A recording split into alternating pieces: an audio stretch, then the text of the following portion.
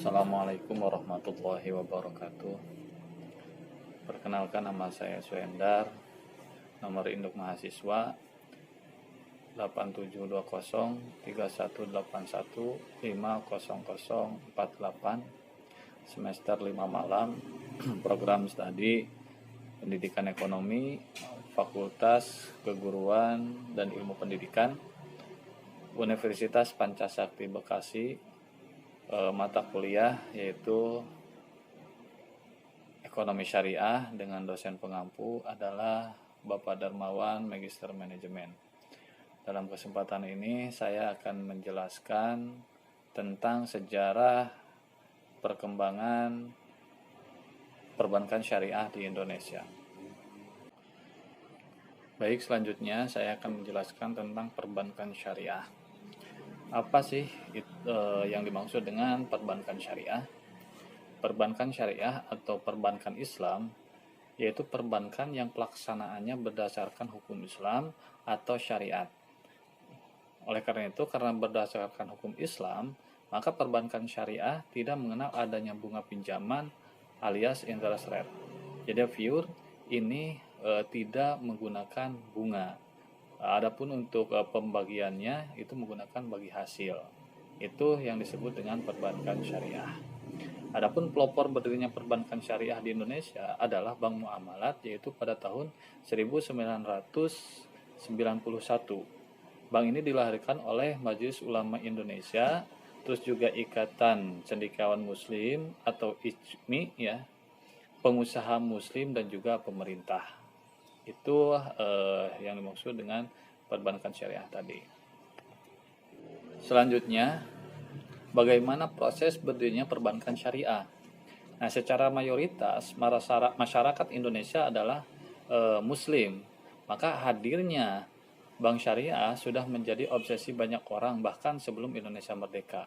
Sejarah mencatat Kiai Haji Mas Mansur, ketua pengurus besar Muhammadiyah pada periode 1937 sampai dengan 1944 pernah menyatakan kalau umat Islam di Indonesia terpaksa menggunakan jasa bank konvensional karena belum memiliki lembaga yang bebas riba. Nah, di tahun 1983, pemerintah Indonesia pernah berencana menerapkan sistem bagi hasil dalam perkreditan yang merupakan konsep dari perbankan syariah. Nah, saat itu kondisi perbankan Indonesia memang parah-parahnya karena Bank Indonesia tidak bisa mengendalikan tingkat suku bunga di bank-bank yang membumbung tinggi, sehingga pemerintah mengeluarkan deregulasi tanggal 1 Juni 1983 yang menimbulkan kemungkinan bank mengambil untung dari bagi hasil sistem kredit. Namun 5 tahun kemudian pemerintah menganggap bisnis perbankan harus dibuka seluas-luasnya untuk menunjang pembangunan. Dan tanggal 27 Oktober 1988, pemerintah pun mengeluarkan paket kebijaksanaan pemerintah bulan Oktober atau Pakto untuk meliberalisasi perbankan. Nah, meskipun lebih banyak bank konvensional yang berdiri, beberapa bank daerah yang berasaskan syariat juga mulai bermunculan. Nah, pada tahun 1990, MUI membentuk kelompok kerja untuk mendirikan Bank Islam di Indonesia. Nah, ini merupakan cikal bakal lahirnya perbankan syariah di Indonesia. Pada tahun 1991, bank syariah pertama di Indonesia yaitu adalah Bank Muamalat Indonesia atau BMI pun lahir. Itu adalah sejarah atau sedikit berdirinya tentang perbankan syariah. Nah, selanjutnya bagaimana perjalanan atau keadaan perbankan syariat masa kini atau setelah terbentuknya perbankan syariah. Nah, saat krisis ekonomi tahun 1998 yang menyebabkan Presiden Soeharto pada saat itu lengser, para bankir sempat heran mengapa Bank Muamalat Indonesia bisa bertahan dari krisis yang membuat belasan bank konvensional lain itu tersungkur tak berdaya. Nah, terinspirasi dengan tegarnya Bank Muamalat Indonesia dalam menghadapi krisis pada saat itu, maka berdirilah Bank Syariah Mandiri. Nah, Bank Syariah kedua yang mana Bank Syariah Mandiri itu merupakan bank syariah kedua di Indonesia.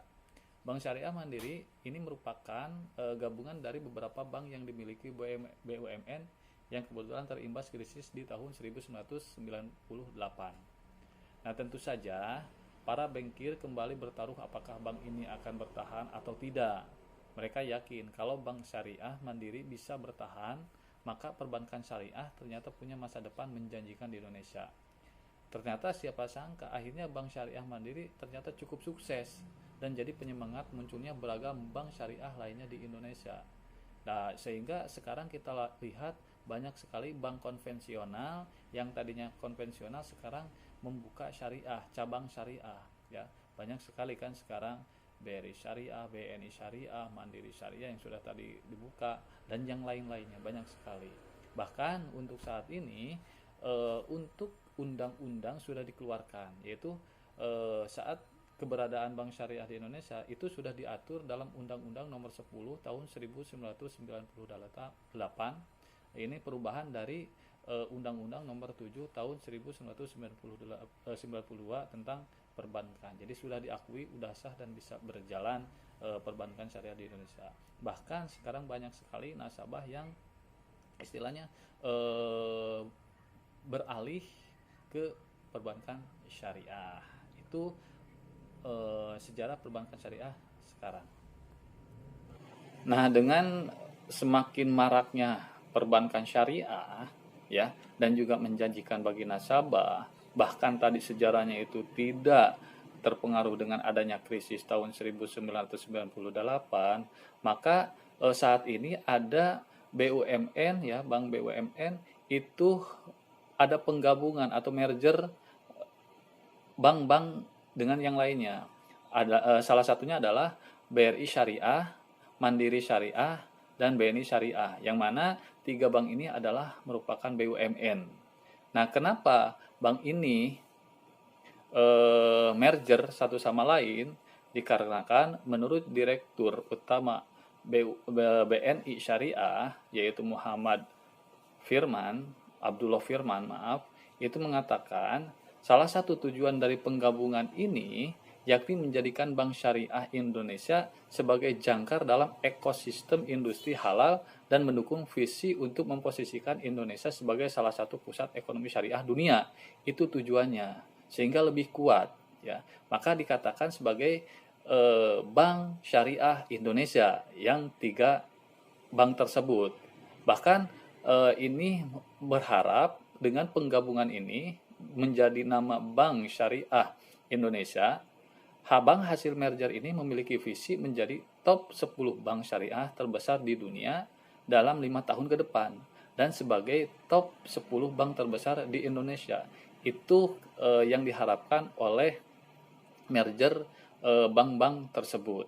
Ya, mudah-mudahan kita berdoa sebagai umat Islam, mudah-mudahan bank yang dimiliki oleh negara atau BUMN ini tercapai apa yang diharapkannya.